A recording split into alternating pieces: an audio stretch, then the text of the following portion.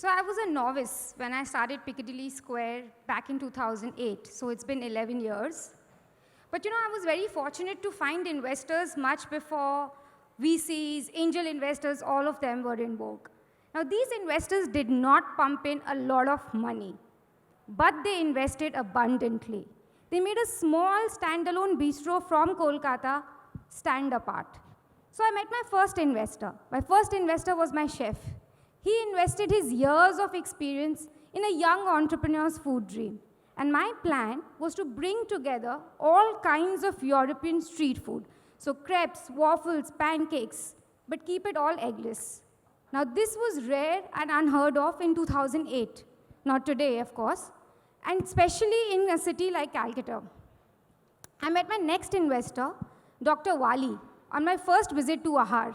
It was my first time visiting Ahar. I am not from a food background. Most of the stall owners were not even ready to speak to people until and unless you tell them your monthly consumption or what is your scale or what is your capacity. Dr. Wali headed the Bologna Gelato University. And I told him, sir, I really want to do authentic Italian gelatos. He took out his BlackBerry phone and he said, okay, Pooja, you set this up for me and I set up your place for you. Now that's an angel investor, isn't he? But my key investors are our guests. They accepted a fairly new concept. We grew very organically, but we broke even in just 10 months. So, I sometimes wonder, what made Chef invest his experience? What made Dr. Wali invest his know-how? What made our guests invest their trust in us? I didn't give them any ROI projections. I didn't give them any assured returns. But I realize now that what they saw is that we weren't just another food joint. There was a personal connect, a passion at every level. So from the little details in the decor, to the way each nail was put up in my place, to the way in which the menu was curated. So we connected with our guests from the very beginning. So with our regulars, you didn't have to tell us that you want your panini toasted. We knew it. You didn't have to tell us that you like your sauce on the side. We knew it. Our whole calendar is packed with food festivals. So there's always something new which brings them back. We were the first ones to introduce European street food. We were the first ones to introduce manual coffee brewing in Calcutta. And quite recently, we were the first ones to introduce coffee in a cone.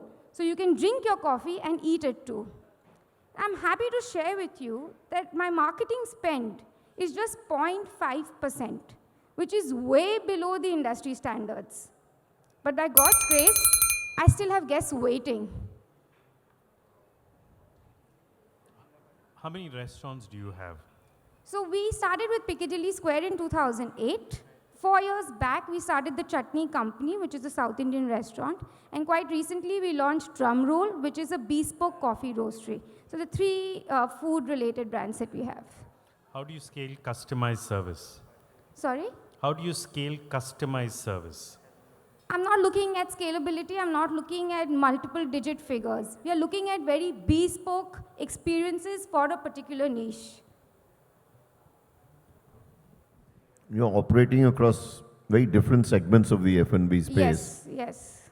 You get partners or experts, like expert in coffee, to partner you in the coffee, or how you managing over that? 11 years, since I'm not from a food industry, I have constantly trained in different aspects. So like for coffee, I went to the London School of Coffee to first get trained, and then we started this off, and we got a lot of help from the Coffee Board of India. So Dr. Basavaraj also helped us in the training bit of it. So we are taking small steps, but we're tapping into areas where there's no one present, after we know that we are good at it. What's Pooja's business looking like 5 years down the line, 10 years down the line? Booming, prosperous, with guests still waiting for their table. Any numbers to put there? I'm not a numbers person. I'm not one into multiple digits. But yes, I want to create an experience that you will not get elsewhere. But the rest of the country is waiting for your experience. Sorry? The rest of the country is waiting for your experience. We'll get there, one step at a time. I don't want to jump into things. That's not the way I do things. But I want to do it well.